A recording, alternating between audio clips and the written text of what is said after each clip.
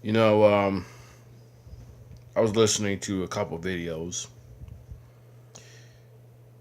and it's funny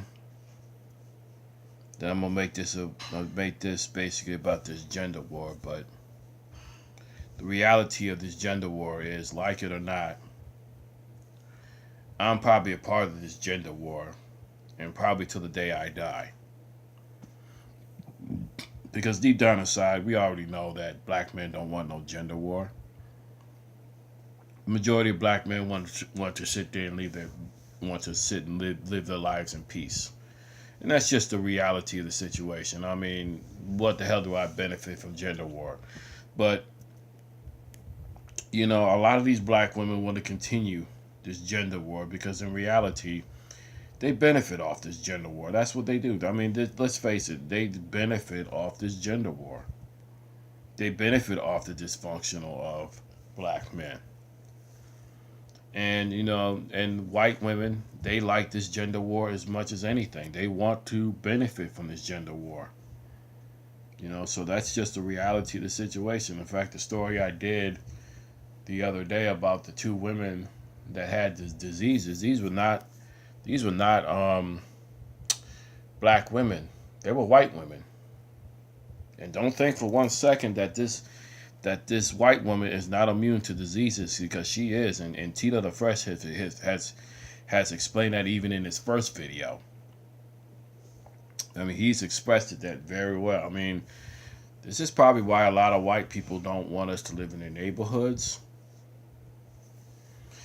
because in reality they do stuff like this anyway. Fuck each other's wives, stuff like that. And I'm not surprised by this. And even though these wives have no respect for these dudes, that's just the reality of the situation. So a lot of black men, we didn't invent the culture of this black woman being dysfunctional. No, she chose to be this way.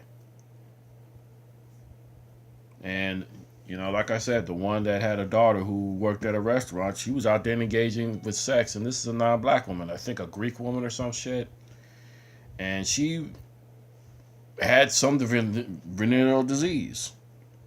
And then there was a Caucasian woman, young as hell, was grabbing on my dick, and luckily I didn't stick my dick in that pussy, because come to find out that she had diseases herself.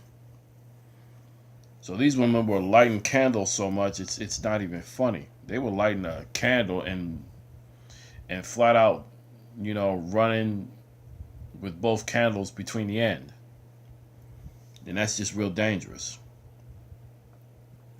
Now, like I said before, I don't benefit from the gender war, but it is what it is. It's here to stay. And it's funny how these black women continue to throw black men like us under the bus. And I'm going to say this: if it does not apply, let it fly. If you black women don't do that, then so be it. But a good portion of you black women, I'm not going to take you very seriously. I mean, that's just the bottom line, you know? And I think Tito made it in detail of why these so-called Waltz black women will not call out the ratchetness of these other black women. I mean, matter of fact, I dare you to go check his. I dare you to go check his catalog out, and he breaks it down and tells you that a lot of these women, they call themselves the Waltz, they ain't gonna call this behavior out because they're just like their ratchet asses. It's just that they do it and they try to hide their whoredom. That's what they do. They try to hide their whoredom. I mean, think about it for a second. You think a quiet girl's gonna sit there and put herself out there? No. She just like them. She just hides their whoredom. She just tries to hide it. And I'm not surprised by looking at these women. You got to look at their actions, man. Because like I said, man, the other day I was at a club and stuff, and she talked about her girlfriend, how she's out there. But in reality, she's just like them. And that's the thing that baffles me. She's just like them. I already know how these women get down. They like attention. They enjoy attention too much, and it's just really something. So, like I said, that's what it boils down to. A lot of these North American women are just flat out toxic waste. Even these girls walking around in yoga pants and everything, you know, you got to be leery of these women. I mean, hey, they nice to look at. Don't get me wrong. Yes, I get it. You know, the majority of men, they want to have babies with these women. They want to breed with these women.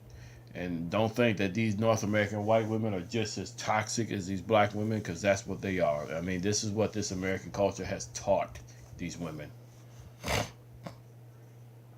And like I said, man, before, you know, this gender war, it's here to stay.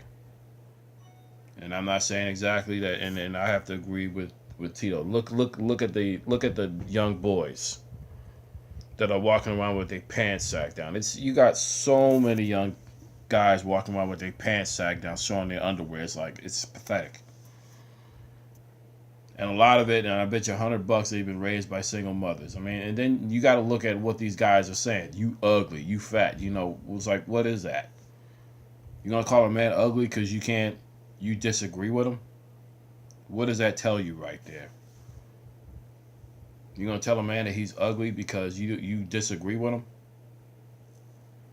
Mm-hmm.